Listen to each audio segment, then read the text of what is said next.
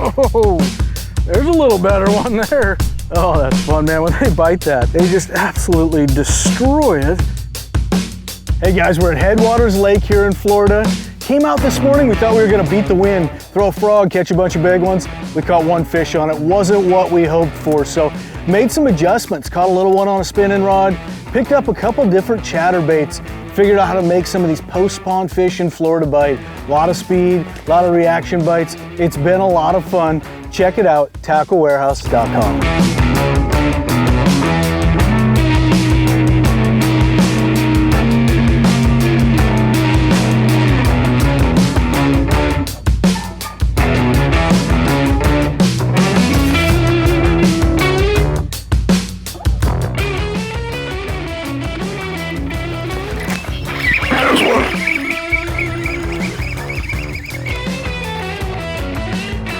Nice, look how black he is. Oh man, we just started the morning. We came down south and said, we're gonna get out here a little early and see if we can catch him on a frog before the wind starts blowing. It's just been gassing in the last couple days to where, I mean, it's hard to do anything except for wind something.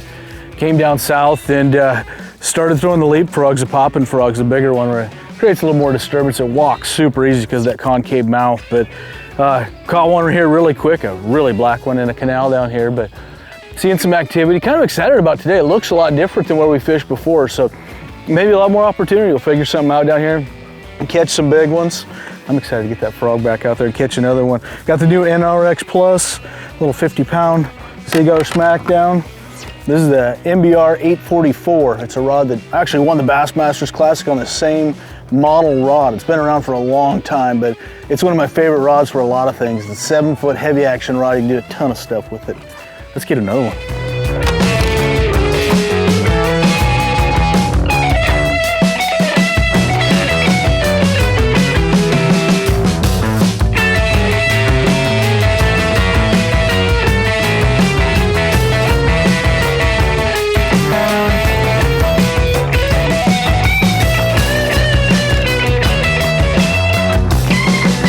Well, you pick up the spinning rod, it seems pretty easy to catch some little ones. Look how fat that one is.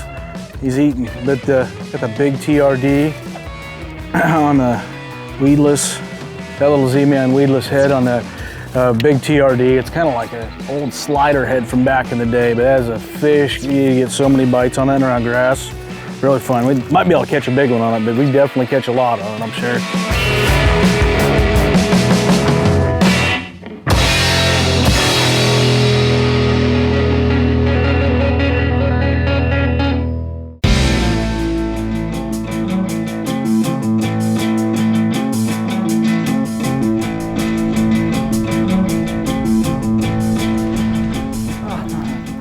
Oh, I got a little better one. Sped it up a little bit more. It's a Chatterbait Customs Tackle Warehouse exclusive. Just started burning it down these edges. It's like 10 feet deep on the edge of this hydrilla, and it's really too packed together to punch. Seen a few minnows and stuff going around, so really just burning it down that edge. Water's still a little bit clear. We might go to a slight modification, but that Chatterbait Customs right there, custom Chatterbait, the Tackle Warehouse exclusive Chatterbait, is a really good chatterbait. It's as good as any in the line, and really at a price point that is not nearly as expensive as a lot of the rest of them though. Premium 4 and 5/0 hooks, same blade as on a chatterbait, Archie style head, a lot of cool custom skirt colors. That was actually on an IMX Pro, the new 883 BJR bladed jig rod, which I absolutely just love. As far as throwing a bladed jig, and I don't think there's any better. It's a 7.4 rod, fairly parabolic, loads really well, hooks those fish. That's pretty fun.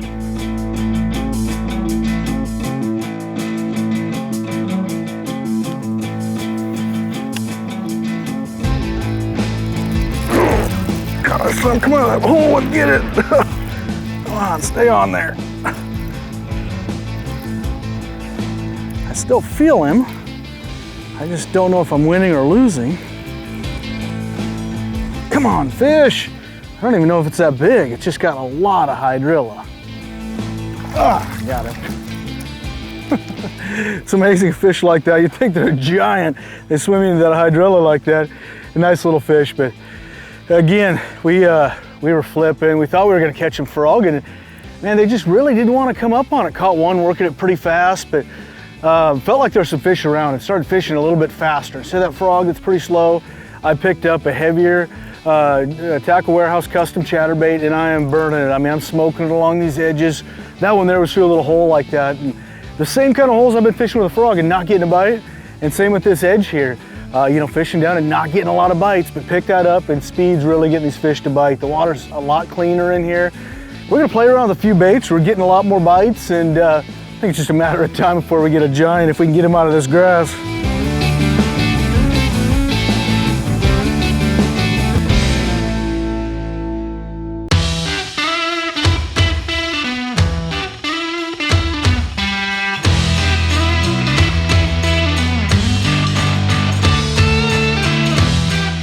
Got another one. Not a big one, but same deal, just burning it down the bank like that. I say the bank, it's just a wall of hydrilla, and they just smoke it when it's racing down through there.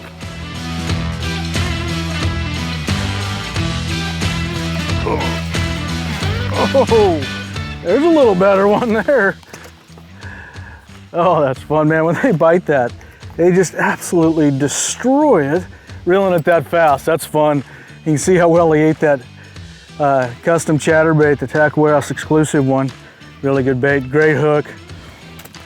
Awesome, that's a lot of fun. That's the new IMX Pro BJR rod.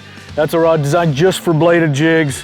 It is, in my opinion, the optimal bladed jig rod. And man, you just don't lose many on it. You're able to jerk it out of the grass, able to do everything, fish anything from really a 3/8 to 3/4. You get up in those really heavy bladed baits, it's gonna be pretty hard, but started speeding up, covering a lot of water. I mean, we went a half mile in the last 20 minutes, and just getting bites down through here. It's a lot of the same, so you can go fast, burn that bait, and make those fish bite it.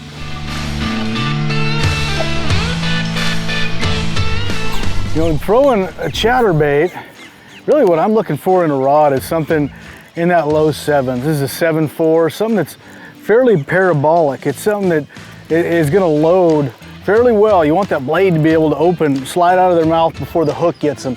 You got to imagine a bass is going to eat the whole bait, and that's what happens in a bass's lips right there. So you need that blade to flip forward and get the hook. That's why you don't want a really stiff rod. You don't want to use braid either. I like a fluorocarbon 15 to 20 pound test depending on where I'm fishing. There's times I'm smallmouth fishing, I'll use 12 trying to get it down there deeper, but most of the time 15 to 20. This is Seaguar Brazex. As far as a reel goes, I'm pretty simple. It's always in the low 7s, somewhere around 7-to-1 ratio, something that you can pick up a lot of line, especially like we're fishing today. We're just moving that bait so fast, your line almost just falls slack when they bite it.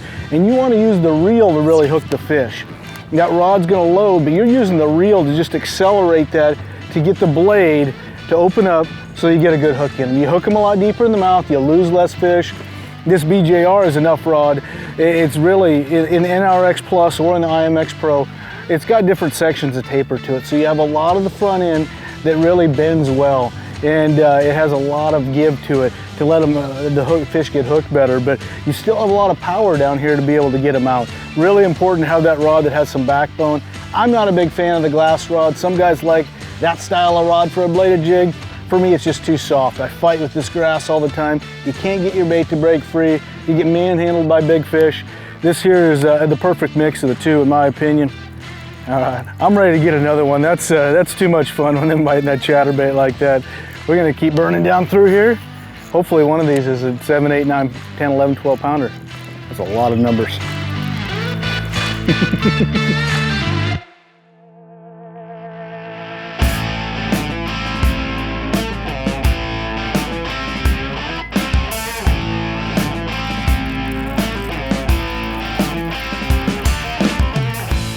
Wee little one, an eye strike. Little eye strike. I've caught them before really good at times when the water gets clear. They're throwing, it's a chatterbait with no skirt. That it's a little guy, but it's chatterbait with no skirt. So it's just a jig head and a razor shad on the back of a chatterbait. What it does is it allows it to get deeper, but it's a lot more erratic. It's a smaller profile and it's a lot more erratic. I've caught it places like Lake Mead where you can see 25 feet on this style bait versus a regular chatterbait. So we're gonna play with it here a little bit. You know, there's a chatterbait that'll catch them any time of year, really.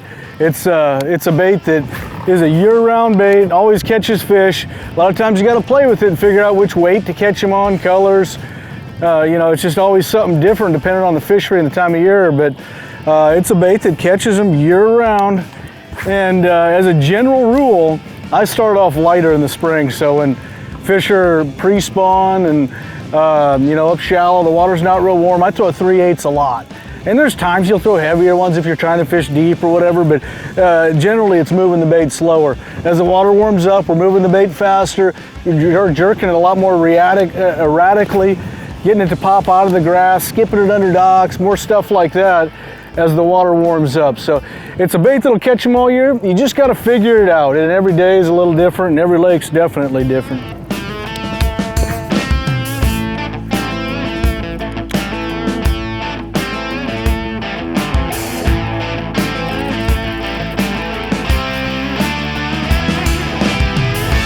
Got me another one, the eye strikes. Up there's a lot of fish that are hitting. Some might be small. We got to the calm side of the canal, so I went to the eye strikes. It's just, the water's really clear. Fish is pretty much in open water. These fish are suspended around the edge. So went to that eye strikes, a little smaller profile, a little more erratic without a skirt. 3/8 ounce, because it runs a little deeper than a regular chatterbait with a skirt. So generally throw that a little bit lighter if you're trying to get the same depth. It's just gonna run a little bit deeper without the skirt, and of course it's more erratic because it pops off of stuff. It doesn't have any resistance. NRX Pro 883, great chatterbait rod. Let's see if we can get us a little bigger one. That one is really black.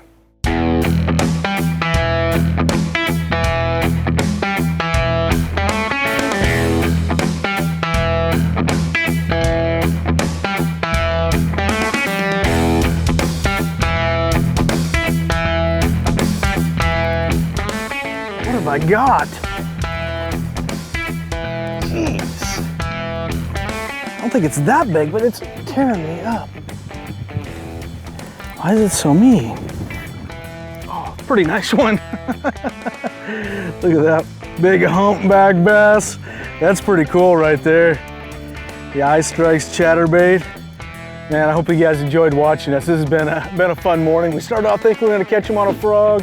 Wasn't very good. They just would not come up and get it. So ended up burning down some of these grass edges. It's pretty deep, but there's some fish suspended on the edges of them the way the wind's blowing, and getting some bites doing it. It's fun. If you guys enjoyed the video, make sure to like, share, and tag a friend. And get in the gear giveaway. Z-Man, Shimano, G Loomis, doing some awesome giveaways. We're gonna move on, probably try something else here for a little while. Hopefully catch some more like that. And check us out next week. We'll be at Headwaters again, catching some more bass.